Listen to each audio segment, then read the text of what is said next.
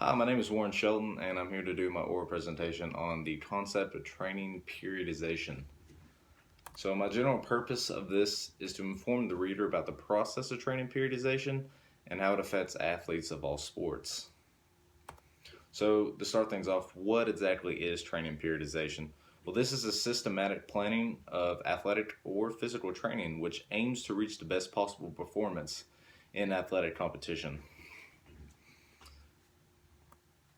So a typical training periodization model has four discrete phases, and the phases this are general preparation, special preparation, the competition phase, and the peaking slash active rest phase.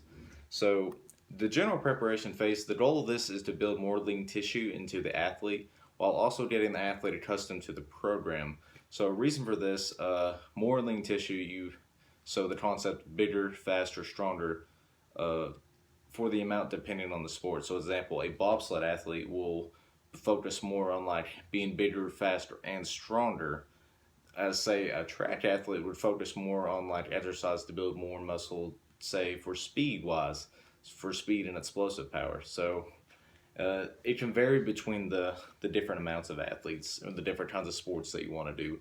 So how this is achieved, the athlete would go through sport-specific weightlifting workouts at high volume with intensities that range from low to high as the weights progress in the block.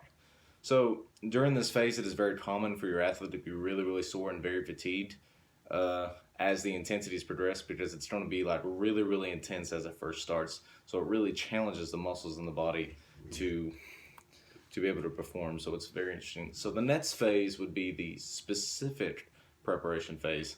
So the goal of this is to focus on strength and power in the athlete, and how this is achieved. The athlete go through workouts at a lower volume than the block before, and their intensities will still increase as the weights increase, but the intensities are typically a lot higher in this one, and the amount of reps will be lower, and the intensity, so the weight of the workouts will be bumped up, so the athlete can build more strength than exactly more muscle. So the next phase would be your competition phase, and the goal of this is to transition the athlete to competitive specific exercises to optimize his performance. So how this is achieved, they will go through lots of high intense workouts with low amounts of reps to maximize strength, power, and explosiveness. And this all it goes towards accordingly to their athletic competition needs. So uh, say an example, a bobsled athlete will he'll be doing more at he'll be focusing more on like being as fast and as strong as possible. He can push a sled as fast as say to a weightlifter. A weightlifter is just going to focus more on just overall strength.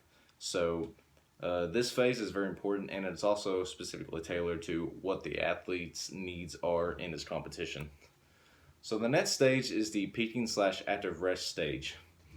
And the goal of this is to have the athlete at peak athletic shape and ability by the time his or her competition comes around. So they can have the best possible performance by the time they compete. So after the competition, the athlete will go through a recovery stage, and this is where they will take their time off and try and rest and recover from the intense training cycle they just experienced.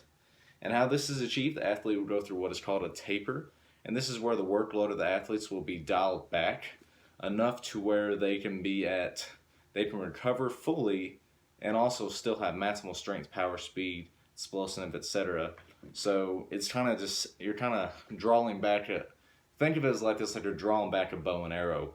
You have to take them back before you can launch them forward. So you'll take the workload off so that they can be just as big and as powerful as possible by the time their training competition or their competition rolls around. So a big question to ask is how successful is this form of training?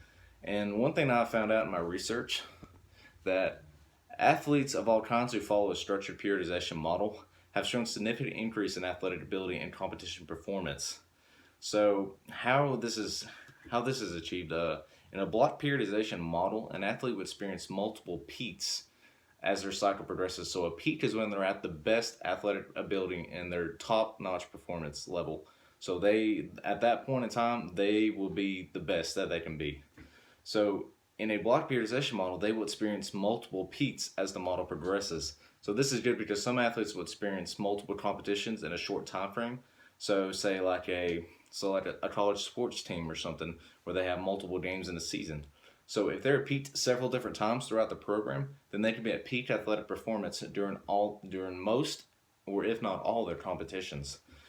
So in my paper, I found an article on professional kayakers, and they took half of them and they went through a traditional periodization model, and they took the other half and they went through a block periodization model.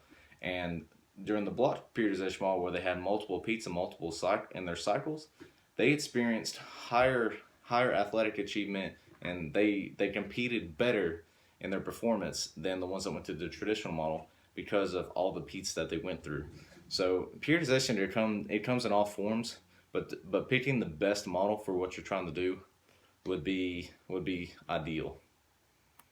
So how do athletes from all sports use periodization? So the cool thing about periodization is that it can be specifically tailored to an athlete's sport and their competitive goals. So it's very important to know what you're trying to achieve so you can program for that. So an example I used earlier, a weightlifter is going to try to be as strong and as powerful as possible. But a track athlete is going to try to focus, be as fast and explosive as possible. So to achieve those two different goals, you will have to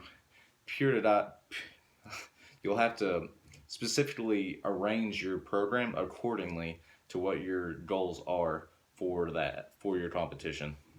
But the cool thing about periodization is that it can be tailored to all sports and not just one specifically. So are there any risks of training periodization? One of the things that could come along with training periodization is an intense fatigue and soreness of your athletes, and depending on if they take care of themselves or not. So fatigue is the leading cause of athletic injuries in today's time.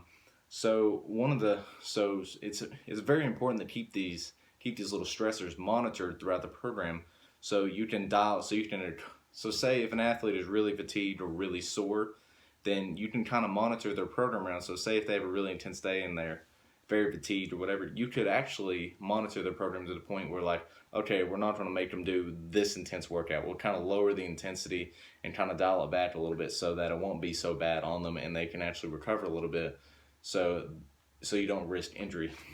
And not just like fatigue, there's other stressors such as outside stress, quality of sleep, general muscle soreness.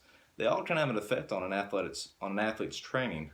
So it's very important to keep this thing monitored throughout their progress so that you can make sure the athlete is injury-free and as comfortable as possible in their training environment so they can see the best results possible.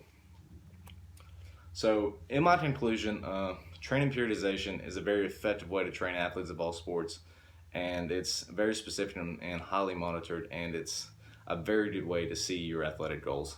So I would highly recommend adding this type of program to your training sessions. If you're whoever you are, it'd be a good way to ensure you have the best results possible for your athletic goals.